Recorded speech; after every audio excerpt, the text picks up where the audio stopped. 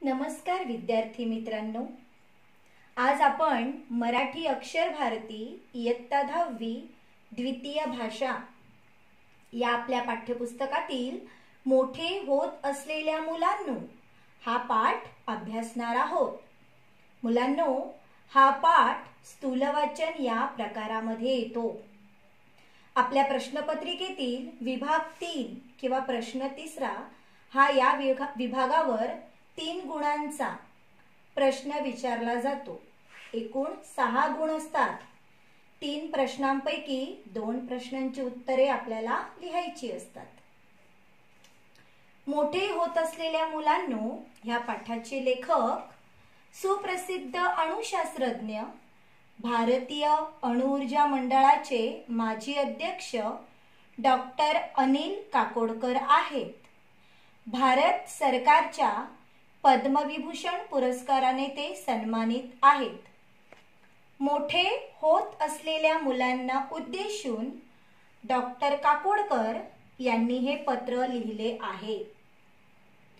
त्यांचे बार्कमधील अनुभव मुलांचे भावविश्व निश्चित समृद्ध करतील।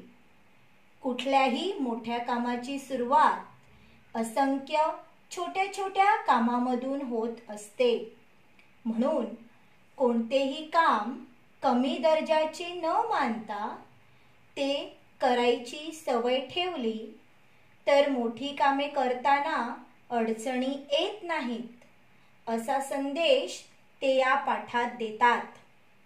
मुलांनो, आता तुम्ही 10वीला आला आहात। तुमच्या आयुष्यातील अत्यंत महत्त्वाची पायरी आहे। तर तुम्हाला मोठे होत असलेल्या मुलांनो असे संबोधून हे पत्र लेखकांनी तुमच्यासाठी लिहिलेले आहे। मुलांनो, मी आता पाठाचे वाचन करते। मराठीचं टेक्स्टबुक ओपन करायचं आहे आणि पेन्सिल हातात घ्यायची आहे, म्हणजे कठीण शब्द जे असतील ते तुम्हाला सहजपणे तिथे अंडरलाईन करता येईल। मोठे होत असलेल्या मुलांनो, या पत्रातून मी तुम्हाला माझे बार्कमधील 2 अनुभव सांगणार आहे। मला खात्री आहे माझे हे 2 अनुभव तुम्हाला अधिक अभ्यास करून तुमच्या भूमिका निश्चित करायला मदत करतील। तर मुलांनो, आधी मी माझे 2 अनुभव सांगतो। हे दोनही अनुभव मी कॉलेज संपवून बार्कमध्ये ट्रेनिंग स्कूलला गेलो तेव्हाचे आहेत। अरे हो, बार्क म्हणजे काय असा प्रश्न तुम्हाला पडला असेल। सांगतो। बार्क हे भाभा ॲटॉमिक रिसर्च सेंटर म्हणजे भाभा अणुसंशोधन केंद्र या नावाचे लघुरूप आहे। होमी भाभा यांनी भारतातील अणुसंशोधनाचा पाया घातला, म्हणून त्यांचे नाव या संस्थेला दिले आहे। तर बार्क ही संस्था आता प्रचंड मोठी आहे, पण मी तिथे ट्रेनिंग स्कूलला गेलो तेव्हा ती संस्था सुरू होऊन जेमतेम 7 वर्षे झाली होती। आम्ही जवळपास 100 मुले मुली होतो। मी ट्रेनिंग स्कूलला असताना होमी भाभा 3-4 वेळा आले होते। प्रचंड स्फूर्तिदायक व्यक्तिमत्व होतं ते। एकदा आम्ही त्यांना विचारलं, आम्ही इतकी मुलं मुली आहोत, पण सर्वांना पुरेल इतकं काम कुठे आहे इथे? ते म्हणाले, तुम्ही त्याची काळजी का करता? तुम्ही सर्वजण संशोधन करत राहा। त्यासाठी सरकारला खर्च किती येतो याचा आत्ता विचार करू नका। मात्र एक करा, तुम्ही स्वतःच काम निर्माण करा। आपण काय काम करायचं हे तुम्ही स्वतःच ठरवा. बॉसने सांगितलं तेवढंच काम करायचं आणि सांगितलं नसेल तर आपल्याला कामच नाही असं समजायचं, हे चूक आहे. ही प्रवृत्ती गेली पाहिजे. भाभांनी सांगितलेला हा मुद्दा माझ्या मनावर कोरला गेला. आणि मुलांनो, स्वानुभवाने सांगतो, एकदाही लक्षात आलं ना तर स्काय इज द लिमिट. बोट धरून चालवणं व दिशा दाखवणं हे पहिल्या 8-10 वर्षापर्यंत ठीक आहे, आवश्यकही आहे. पण अंतिमतः स्वतःच स्वतःला सक्षम करता आलं पाहिजे, ऊर्जा मिळवता आली पाहिजे आणि स्वतःचे मार्ग शोधता आले पाहिजेत.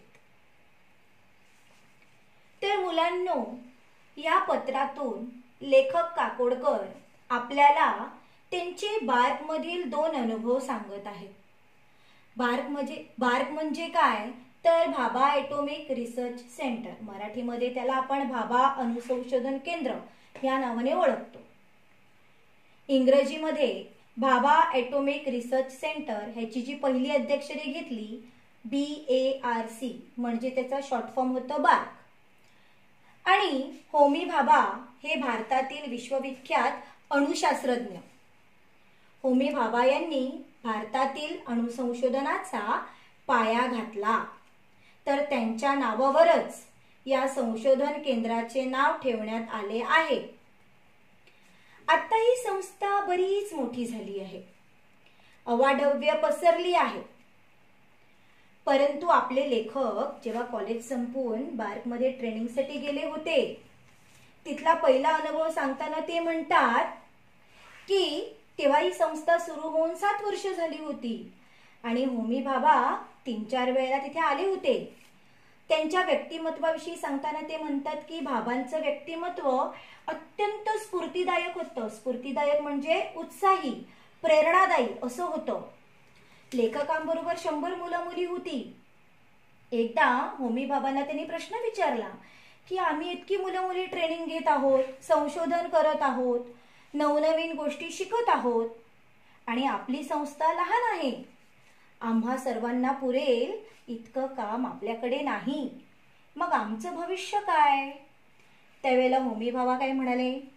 ते म्हणाले की तुम्ही केवळ संशोधन करत राहा, सरकारला किती खर्च येतो याचा विचार तुम्ही आत्ता करू नका, तर स्वतःच काम निर्माण करा. आपल्याला काय काम करायचे आहे हे स्वतःच ठरवा. स्वतःचे बॉस व्हा. एखादा वरिष्ठ अधिकारी येईल आणि तो आपल्याला सांगेल त्याची वाट बघत बसू नका, तर स्वतःचे काम निर्माण करा. त्याने सांगितलं तुमच्याकडे काम नाही अशी परिस्थिती निर्माण होऊ देऊ नका. म्हणजे बघा, जसं आपलं अवकाश संशोधन केंद्र आहे इस्रो, आता आपण पाहतो की ही संस्था खूप मोठी आहे. परंतु ज्या वेळेला त्याची सुरुवात झाली होती त्यावेळी त्यांच्याकडे विशेष असं काम नव्हतं आणि पुरेसा पैसा नसल्या कारणाने सरकार त्यांना योग्य ती मदतही करू शकत नव्हतं. कारण आपल्या सरकारकडे जो कर रूपी किंवा टॅक्सच्या रूपाने पैसा जमा होतो तो आपल्या जनतेला सुखसोयी देण्यातच संपत होता. त्यामुळे सरकार या संस्थेला योग्य ती मदत करू शकत नव्हतं. त्यावेळी आपली जी इस्रो आहे त्यांनी इतर देशाची उपग्रह अवकाशात सोडून स्वतःसाठी पैसे व काम निर्माण केले. मग ती संस्था हळूहळू मोठी झाली.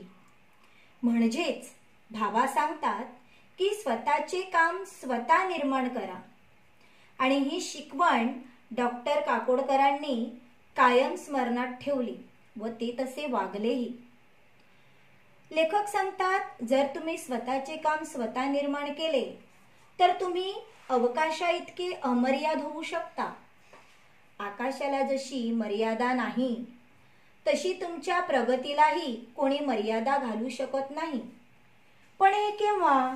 तर जेव्हा आपण स्वतःचे काम स्वतः निर्माण करू आणि कुठल्याही कामाची लाज बाळगू नका. तुम्ही स्वतःला सक्षम, तरबेज बनवा. कारण तुम्हाला तुमची दिशा ठरवायची आहे. बोट धरून चालवणं म्हणजे काय तर आधार देणे आणि दिशा दाखवणे म्हणजे एखाद्याला मार्ग दाखवणे. हे पहिल्या 8-10 वर्षात ठीक आहे, पण आता तुम्हाला स्वतःची दिशा स्वतः ठरवायची आहे. काय करायचं आहे, काय नाही करायचे हे आता तुम्हाला स्वतः ठरवायचं आहे. स्वतःचा मार्ग स्वतः शोधता आला पाहिजे. हा झाला लेखकांचा पहिला अनुभव. आता मी दुसरा अनुभव वाचते. आता दुसरा अनुभव सांगतो. ट्रेनिंग स्कूलमधील प्रशिक्षण संपवून मी बार्कमध्ये इंजिनियर म्हणून जॉईन झालो. तेव्हा तिथे मेटलायझिंग प्रक्रियेवर मला काम करायला सांगण्यात आलं. आमच्याकडे त्यासाठी यंत्रसामग्री होती, पण कोणीही ती वापरली नव्हती. म्हणून मी म्हणालो, मी यावर काम करतो, पण यासाठी मला एक वेल्डर व एक फोरमन यांची गरज आहे. तेव्हा मला सांगण्यात आलं, तुला आत्ता काहीच मदत मिळणार नाही. तुला स्वतःलाच सर्व करावं लागेल. वरिष्ठांची आज्ञा म्हणून मी सुरुवात केली आणि बरीच धडपड करून ते काम पूर्ण केलं. मग त्यांनी त्या कार्यक्रमाची व्याप्ती वाढवली. हे करूया, ते करूया असं बरंच काय काय म्हणाले आणि मग विचारलं, आता सांग तुला काय पाहिजे? तुला वेल्डर मिळेल, फोरमन मिळेल, आणखीन जे हवे असेल ते सर्व मिळेल. यावर मी म्हणालो, आता मला काहीच नको, मी स्वतःच सर्व करीन. तेव्हा ते म्हणाले, काम सुरू करण्याआधीच लोक काय काय मागण्या करतात आणि या वृत्तीमुळेच आत्तापर्यंत ते काम झालेलं नव्हतं. म्हणून आम्ही तुला वेल्डर व फोरमन द्यायला नाही म्हणालो होतो. मात्र आता हेही लक्षात घे की एकटा माणूस जास्त काम करू शकत नाही. थोडक्यात काय तर तुम्ही करू शकता हे आधी दाखवा, मग इतरांना काम सांगा. आपल्याला येत नसताना दुसऱ्यांना काम सांगणं योग्य नाही. हा धडा त्या दुसऱ्या अनुभवातून मी शिकलो. तर मुलांनो, जवळपास 50 वर्षापूर्वीचे हे 2 अनुभव मला आजही खूप महत्त्वाचे वाटतात. यातील आशय तुम्ही आता नीट समजून घेतला तर मोठे होण्याच्या प्रक्रियेत तुम्हाला त्याचा फायदाच होईल ह्याची खात्री बाळगा. तर मुलांनो, आपलं ट्रेनिंग पूर्ण करून लेखक बार्कमध्येच इंजिनियर म्हणजे अभियंता म्हणून रुजू झाले किंवा दाखल झाले आहेत. आणि तिथे मेटलायझिंग प्रक्रियेवर त्यांचं काम देण्यात आलं होतं त्यांना. तर मेटलायझिंग म्हणजे एखाद्या वस्तूवर धातूचे आवरण देण्याची प्रक्रिया किंवा कोटिंग चढवण्याची प्रक्रिया. आणि त्या कामासाठी लेखकांची नियुक्ती झाली. त्यासाठी लागणारी जी काही यंत्रसामग्री होती ती सर्व तिथे होती, पण आजपर्यंत तिचा वापर कोणी केलाच नव्हता. लेखकांनी काम करण्याची तयारी दाखवली, पण त्यासाठी त्यांना एक वेल्डर व एक फोरमनची मागणी त्यांनी केली. वेल्डर म्हणजे धातूंची जोडणी करणारा आणि फोरमन म्हणजे कामगाराकडून काम करून घेणारा मुख्य माणूस. हे दोघे मला द्या. तेव्हा तुला आता कोणाचीही मदत मिळणार नाही. सर्व काम तुला एकट्याला करायचे आहे. आता वरिष्ठांची आज्ञा, बॉसची आज्ञा म्हणजे मानलीच पाहिजे. मग काय, लेखकांनी कामाला सुरुवात केली. स्वतःचं काम स्वतःच करू लागले. खूप धडपडीनंतर दिलेलं काम पूर्ण केलं आणि आपल्या कामाची व्याप्ती वाढवली. लेखकांचं काम बघून वरिष्ठांनी त्याला सांगितले, आता तुला जे हवे ते मिळेल, वेल्डर, फोरमन सर्व मिळेल. यावर लेखक म्हणाले, पण आता मला काही नको. मी स्वतः सर्व यंत्र हाताळली आहेत. आता मी स्वतःच सर्व काम करीन, कारण मला सर्व कामाची सवय झाली आहे. मी शिकलो आहे यंत्रांना हाताळणे. तेव्हा लेखकांचे वरिष्ठ काय म्हणाले, की आतापर्यंत तू केलेलं काम कोणीच केलं नव्हतं. जो जो आला प्रत्येकाने मदतीची मागणी केली, म्हणून हे काम आतापर्यंत पूर्ण झालं नव्हतं. परंतु तू स्वतः योग्य माहिती करून घेतलीस व एकट्याने काम पूर्ण केलेस. आता तुझ्या हाताखाली हवे तेवढी माणसं घे. ते तुझे ऐकतील, कारण त्यांना माहित आहे की हे सर्व काम तू केलेलं आहेस. तसेच हेही लक्षात घे की एकटा माणूस जास्त काम करू शकत नाही. म्हणजेच मुलांनो, तुम्ही एखादं काम करू शकता हे आधी करून दाखवा, मग इतरांना त्या कामाविषयी सांगा. जर आपल्याला एखादं काम येत नसेल आणि आपण जेव्हा ते दुसऱ्यांना करायला सांगतो, तेव्हा ती दुसरी माणसं योग्य प्रकारे करतीलच अशी शाश्वती नाही आणि त्यातलं आपल्याला काही कळणार नाही. संत रामदास म्हणतात त्याप्रमाणे आधी केले मग सांगितले असे तुम्ही वागणार आहात. त्यामुळे तुमचे कामही लोक ऐकतील असे त्यांच्या वरिष्ठांनी लेखकांना सांगितले. तर मुलांनो, लेखक म्हणतात की हे त्यांचे जवळजवळ 50 वर्षापूर्वीचे 2 अनुभव आहेत आणि ते त्यांना आजही खूप महत्त्वाचे वाटतात. त्यांना असं म्हणायचं आहे की ह्याचा फायदा तुम्हालाही तुमच्या जीवनामध्ये नक्कीच होईल. तर मुलांनो, लेखकाला काय सांगायचं आहे की कोणतेही काम छोटे मोठे नसते. कोणतेही छोटे काम करताना कधीच लाजू नये. तर मोठ्या कामाची सुरुवात ही असंख्य छोट्या कामातून होत असते, ह्याची जाणीव ठेवली पाहिजे आणि स्वतः काम निर्माण केलं पाहिजे. आता आपण या पाठाची प्रश्नोत्तरे पाहूया. टिपा लिहा. बार्क आणि डॉक्टर होमी भाभा यावरती टिपा लिहा असा प्रश्न येतो.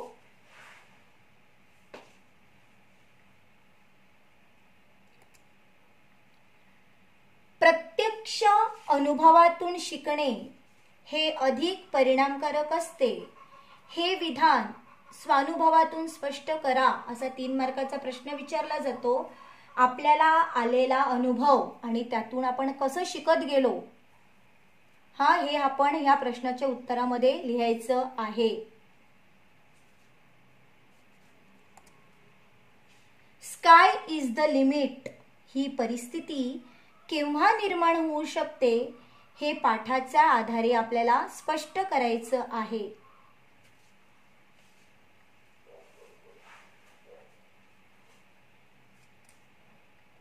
आधी केले मग सांगितले या उक्तीची यथार्थता स्पष्ट करा.